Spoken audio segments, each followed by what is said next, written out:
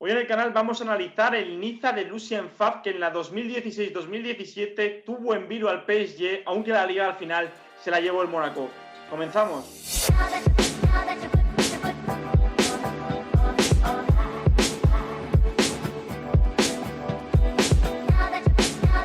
¿Qué tal? Bienvenidos y bienvenidas a un nuevo vídeo de fútbol francés. Suscríbete, dale like y dale a la campanita por estar informado de todo lo que rodea al fútbol galo. Hoy tenemos aquí a Ander Cotorro. Bueno, ya sabéis que Ander aquí siempre tiene su sección, que es la de equipos olvidados. Recordamos equipos que tienen que han dejado huella dentro del fútbol francés. Ander, hoy de uno de los equipos que en la última década del fútbol francés yo creo que es de los que mejor ha jugado. Lo primero de todo, bienvenido. ¿Qué tal, Andrés? Encantado de estar aquí y efectivamente, muchas ganas de hablar de un equipo que parecía que iba a ser otro de esos Lille que da la sorpresa y se acaba llevando el título, pero por desgracia se acabó cayendo y que, por cierto, nos dejó uno de los jugadores que, dentro del enorme hype que generó, ha sido de los mayores bluff que recordamos en los últimos tiempos. Sí, seguro ya la gente del canal se está haciendo una idea de quién hablamos, ahora le nombraremos.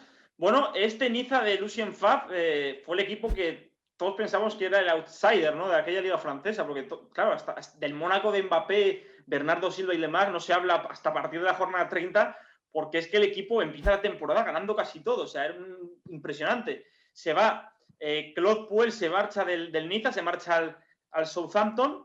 Yo creo que deja un vacío importante porque Claude Puel con su Niza en ese 4-4-2 con Hatem Ben Arfa y Alassane Plea y Valère Germain, que volvió al Mónaco en verano de aquella temporada. Jugaba muy bien al fútbol, era un fútbol bastante asociativo.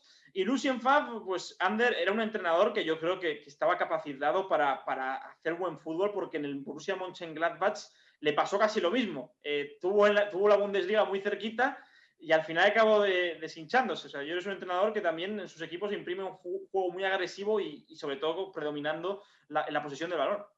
Sí, quitando igual este último Dortmund suyo, que ha sido un poco más reactivo que propositivo con el balón, o por lo menos es la imagen que tengo yo. Al final los futbolistas te acaban marcando un poco, pero sí que es un entrenador interesante en los equipos que ha pasado. Comentabas Borussia Mönchengladbach, también en este Niza, y que sobre todo hizo parecer a jugadores que luego al final, otra vez en el tiempo, nos ha demostrado que no eran tan buenos como él los hizo parecer, pero es que, joder, pues luego iremos recordando los nombres, pero es que había varios futbolistas, que no quiero ir adelantándome, que parecían realmente buenos. Y si además le sumas que perdió piezas clave, que encima se van a rivales directos, como puede ser el caso de Ben Arfa al PSG, y que estás ahí incluso pareciendo que te puedes llevar el campeonato, aunque por desgracia, como suele pasar en este tipo de equipos, te acabas cayendo, pues demuestra que aquel entrenador con aquel grupo de futbolistas era una mezcla por lo menos bastante interesante. Sí, vamos a analizar ahora el contexto que hemos analizado, ¿no?, que venía de una buena temporada con Claude Puel, Ben Arfa a un nivel altísimo, pero los fichajes, es verdad que para mí los fichajes que hace el Niza son importantes, son perfil medio alto. Algunos, por ejemplo, Dante y Balotelli, son dos jugadores de un nivel, bueno, Dante es verdad que no estaba muy bien en Alemania, pero sí es cierto que es un central con experiencia y que tiene muy buena salida de balón. Para ese juego de Lucien Favre era ideal. Balotelli también llega, sorprendentemente, en el último día de mercado. William Cyprien, que era una promesa que venía del Racing Club de Lens, que estaba jugando muy bien en la Ligue 2. Dalbert del Guimarães, un tapado, ¿no? Pero luego es verdad que Dalbert aquella temporada hace un temporadón. Walter Benítez, que en su primer año no juega de titular, luego le quita ya el puesto a Cardinal, porque el titular era Cardinal en aquel Niza. Belanda, que bueno, Belanda volvía a la Liga Francesa, se había salido con el Montpellier, equipo que recordamos en el canal contigo, se había salido con el Montpellier, pero se había marchado, desde que saliera de Francia, había estado en el Dinamo de Kiev, había estado en equipos, también había estado en la Garrafa, no había rendido bien, y esa es la realidad. Eiseric, que era un jugador que también había rendido de forma irregular en Francia, pero que en aquella temporada se convierte en un gran revulsivo. Compensa un poco, Ander, las bajas, ¿no? Porque hemos dicho fichajes interesantes, las bajas de, por ejemplo, Nampalys Mendy, que se marcha al Leicester, Ben Arfa, Honorat, Hult, Germain o Veis en defensa, pues yo creo que al final compensa muy bien en el mercado las piezas que pierde, ¿no? Y lo que hace muy bien para mí es alternar melones por abrir, en cierto modo, con jugadores quizás más consolidados. Sí. Tampoco, quizás el caso de Dante sí, pero por ejemplo Balotelli, evidentemente, pues no era un jugador veteranísimo, pero bueno, tenía ya bastante experiencia en la élite y además le consigue encauzar porque acaba marcando 15 goles esa temporada, que es uno de sus mejores registros de los últimos años. Y si no me equivoco, esto sabrás tú mejor que yo, creo que se acaba yendo al OM, si no al año siguiente, Al siguiente. Al siguiente, ¿no? Con Patrick Vieira de entrenador. No, se marcha 2 años después, creo, porque la siguiente, no, sí, la siguiente la acaba Lucien Favre, la siguiente ya es un Niza muy irregular, ya que hay piezas que se le caen, pero luego verá que se marcha en 2019, enero de 2019 se marcha al Oven, pero sí es cierto, que se marchó a mitad de temporada. A lo que iba es eso, es que al final, aunque fueran 2 años después, acaba consiguiéndole una gran oportunidad en otro gran club a un jugador como Balotelli. Luego, pues la experiencia de Dante, que es un futbolista que ha sido campeón de un triplete con el Bayern, que encima aquel año que gana el Bayern el triplete era el titular junto a Boateng. Luego es verdad que su importancia en el equipo fue cayendo y por eso acaba en el Niza. Y luego, pues esos melones por abrir de Cyprien, de Albert quizás tampoco era muy conocido. Y luego un jugador como Iseric, que para mí, como bien lo has definido, era quizás demasiado irregular, pero que sí que te podía dar esos detallitos de calidad para un equipo como el Niza, que cuando hacen los fichajes, yo me imagino que en sus mejores sueños no estaba a pelear por la Liga, pero bueno, que al final, juntando piezas, acabas ensamblando un equipo que compitió muy bien hasta ese tramo final. Sí, cierto. Bueno, vamos con el equipo, cómo jugaba, ¿no? Porque yo creo que ese juego de posición de Lucien Favre en el Niza era un equipo además que no rifaba ni una pelota, o sea, era tremendo, o sea, sacaba la pelota jugada siempre, daba igual la zona del campo, sacaba siempre jugada la pelota y eso a los rivales que le iban a presionar arriba, claro, te encontrabas con jugadores de muy buen pie, ¿no? Como Seri, como Sipian, como Cocciello, que bueno, ha desaparecido del mapa, pero Cocciello era un jugador que en esa temporada rindió bastante bien. Luego también aparece Malan Sarr en defensa, que es un central que a mí me parece bueno con la pelota, pero sin balón deja muchos errores.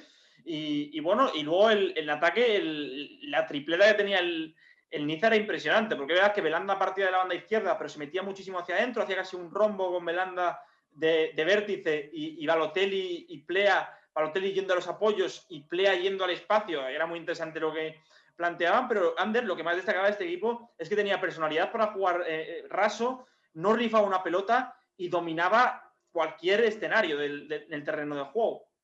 Porque tenían cada parte del campo futbolistas que te permitían hacerlo. Porque, por ejemplo, empezando por la defensa, Dante es un jugador que a mí sin balón me ha dejado, desde aquella temporada en la que ganó con el Bayern en adelante, quizás más dudas que certezas, porque sí le he visto cometer errores. De hecho, en la final aquella con el Bayern ante el Dortmund es el que comete el penalti que permite a los Borussias meterse en el partido, y a partir de ahí tienes ese buen pie de Dante para conectar con jugadores como, por ejemplo, Cyprien, que en aquel momento estaba muy bien, el ya eternamente hypeado Jean-Michel Seri, que parecía muchísimo mejor de lo que luego ha acabado siendo y que además sumaba bastantes asistencias. Y si luego encima tenías 3 bichos arriba, como puede ser Belanda, que se juntaba con estos que acabamos de comentar, más luego un delantero como Balotelli, que estaba bien en lo que se refiere a ir a cara a gol, y a Plea, que ahora mismo en el Borussia Mönchengladbach es un jugador más que interesante, acabas consiguiendo un conjunto que, con un estilo muy concreto, que potencia las, vamos a decir, virtudes de lo que tenías en el campo, porque si al final tienes jugadores de buen pie, como bien has dicho tú,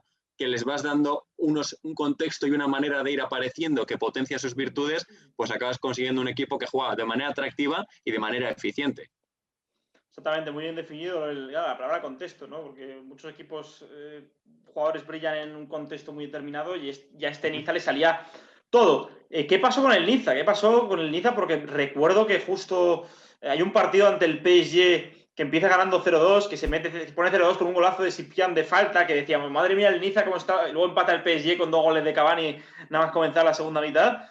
Pero yo creo que hay un momento clave en la temporada. En el mes de enero, Seri se marcha a la Copa de África, a la Asamblea se rompe los ligamentos semanas después y Villans Hipien también se rompe los ligamentos, Ander. Son 3 jugadores indispensables en ese Niza y, lógicamente, si les quitas a un equipo que no va sobrado de recursos, 3 jugadores indispensables, no solo al Niza, cualquier equipo de Europa que le quitas 3 jugadores capitales para su sistema, al final acaba el rendimiento, pues obviamente, siendo mucho menor. Y a este Niza le pasó aquello, ¿no? Que se juntaron muchos factores negativos. Las lesiones de ligamento de Plea y Sipien ya es la gota que colma el vaso, y Seri, cuando vuelve ya de la Copa de África, ya no estaba en ese momento físico de plenitud como el que le habíamos visto a inicios de temporada. Es que si eres el Paris Saint-Germain o incluso el Lyon, o Mónaco también en aquella época, te puedes permitir que, bueno, pues 3 jugadores importantes se caigan. Todos los equipos del mundo lo notan, pero si eres un equipo con más fondo de armario que esta Niza, te lo puedes permitir. El tema es que en la Liga Francesa se da mucho ya desde pues hace bastantes años, que cuando se da una Copa de África hay muchos equipos que pierden a jugadores, por lo menos un par de ellos ya pierden. Entonces, si te quitan ya un elemento a partir de ahí y luego tienes la mala suerte de que jugadores tan determinantes como Plea en el apartado de finalizar las jugadas y Cyprien en el aspecto de ser el que hace un poco de conductor para que Plea, Belanda un poco menos, pero Balotelli y Plea sobre todo sean los que tengan las ocasiones para marcar, pues oye, es que cortocircuitas el equipo y ese contexto que hemos comentado en el que el balón pasa desde la defensa hasta arriba de una manera orgánica y fluida, lo acabas cortando de manera literal porque pierdes dos piezas en el centro del campo, como son Seri por la Copa de África y Cyprien por su lesión, y arriba un jugador como Plea también por una lesión. Al final es mala suerte, pero es un poco las historias de estos equipos que siempre tiene que pasar algo para que no puedan llegar a ese objetivo que parecía que sí podían conseguir en un primer momento. Sí, totalmente. Al final rompió el Mónaco también de una forma bestial. Vamos con el 11 para acabar el vídeo, Ander. Portería Cardinal, que ahora mismo es suplente en el Niza, de Benítez. Laterales, Ricardo Pereira y Dalbert. Ricardo Pereira sí es cierto que en la Premier League ha dado un rendimiento brutal y se veía que en aquel Niza ya era un jugador muy interesante, incluso jugaba de extremo a veces. Dalbert en la otra banda, Dalbert, Ander, un lateral izquierdo que yo creo que fue consecuencia del sistema, más bien, como en el Mónaco, ¿no? Que había jugadores que eran consecuencia del sistema y que después no han rendido bien porque en el Inter fracasó, en el Rennes ha fracasado. Y luego de centrales Dante y Paul, y Malang Sarr, ¿no? Y Paul Weiss también es verdad que volvía de cesión y también jugó partidos, pero bueno, eran dos centrales zurdos que tenían muy buen pie y dos laterales Ander muy ofensivos. Y de hecho a Malang Sarr se ve que el Chelsea algo ha debido ver en él porque le cogió, creo que libre, y lo ha mandado al Porto cedido, donde bueno, sobre todo en esa eliminatoria con la Juve, en los minutos que le tocó entrar a defender el área, estuvo bien en ese aspecto que comentas tú, que es en el que fallaba, que es precisamente cometer errores cuando le toca defender. Pero sobre todo creo que es lo que venimos comentando durante todo el vídeo, jugadores que encajan bien en ese contexto y que fuera del mismo pues les ha costado replicar el nivel, quitando quizás a Ricardo Pereira, que sí que es verdad que en el Leicester está realmente bien, pero Dalbert, por ejemplo, a mí en el Inter no me convencía y ahora en el Rennes no le he seguido, pero bueno, me imagino que por lo que te he leído a ti, por lo que he podido ver mínimamente, no ha replicado el nivel. Dante creo que por edad en algún momento tenía que caer, y Paul Weiss creo que es ex del Málaga, si no me corriges, sí.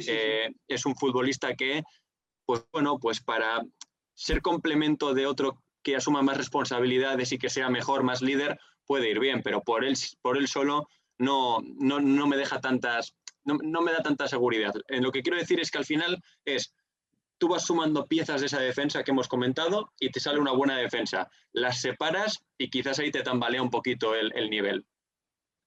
Totalmente. Vamos con el centro del campo. Bueno, esto yo creo que es la joya de la corona, ¿no? Porque estaban Villan-Cyprien, Seri, Cotsielo, tres centrocampistas muy distintos. Seri en salida, bueno, pero los tres muy técnicos, la verdad, o sea, eran tres centrocampistas muy técnicos. Seri en salida de balón, aquella temporada que hace me parece impresionante, o sea, impresionante, pero me parece incluso superior la de Cyprien. Cyprien era un centrocampista que jugaba al fútbol de forma brutal, o sea, el que no se haya visto un partido del Cyprien antes de la lesión de ligamentos, que lo haga porque era increíble, o sea, salía por los dos perfiles, tenía muy buen último pase, tenía llegada, o sea, jugaba al fútbol de forma increíble. Y luego Cotsielo, que a Cotsielo pues siempre nos ha costado ubicarle, era un chavalito muy pequeño, muy dinámico, tenía buena conducción, era muy rápido, muy ágil, muy versátil, pero claro, con Cotsielo yo creo que lo que pasaba es que no sabíamos dónde ubicarle, porque no era jugador de base tampoco, ni era un llegador como tal, o sea, era muy difícil ubicarle, pero sí es verdad que Fab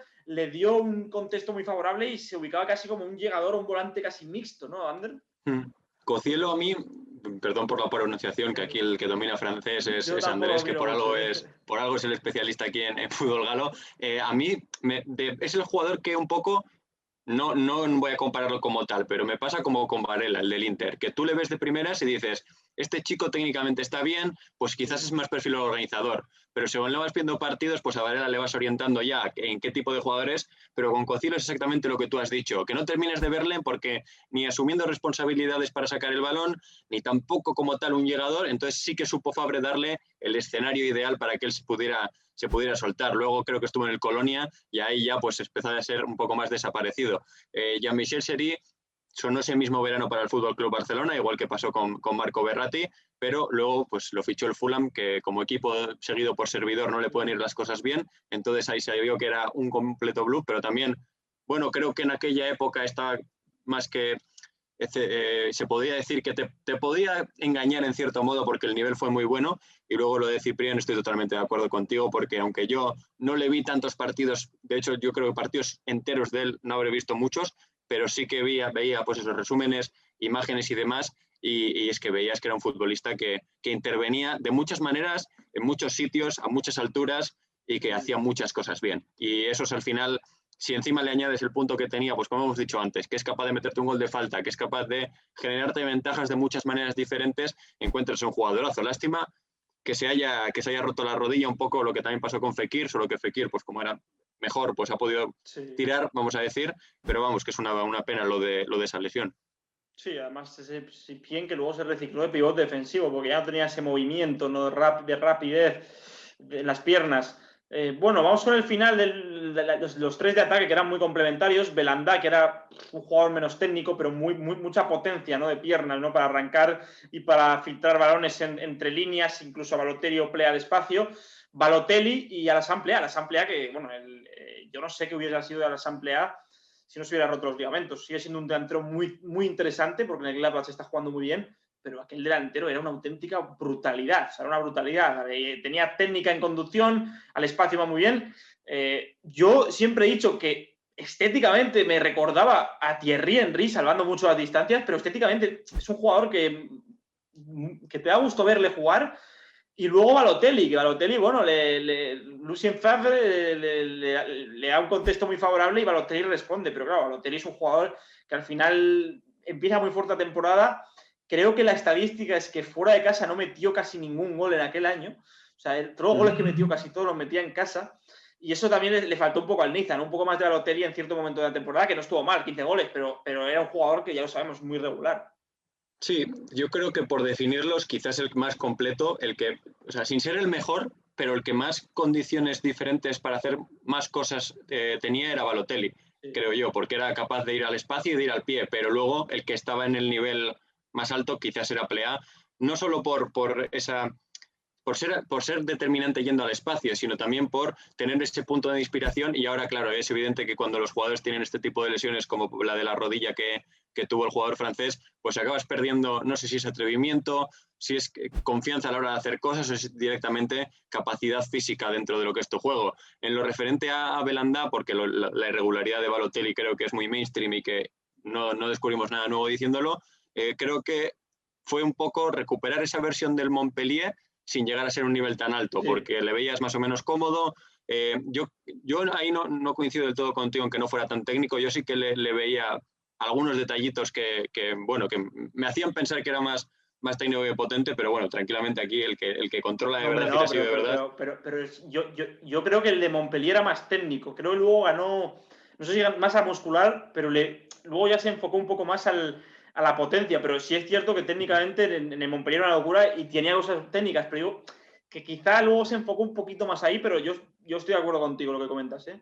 No, sí, puede ser. De hecho, yo la imagen que tengo, tú a mí me dices Belhanda y es que lo primero que me viene es el Montpellier. Entonces puede ser eso y ahí puede ser verdad que luego ganase más masa y le costase un poquito más. Pero al final eran tres jugadores que se entendían bien y que al equipo le daban mucho de diferentes maneras y que poco a poco pues hemos visto que al final el que mejor rindió ese año es el que más lejos ha llegado, que es Plea.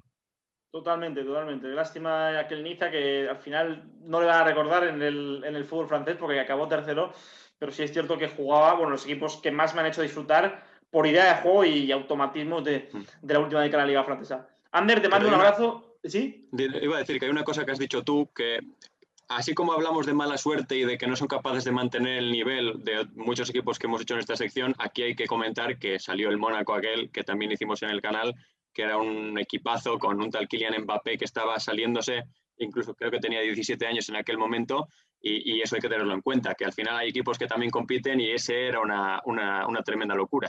Sí, se juntaron Mónaco y Niza, que hubo muchas jornadas en las que había un triple casi empate a puntos.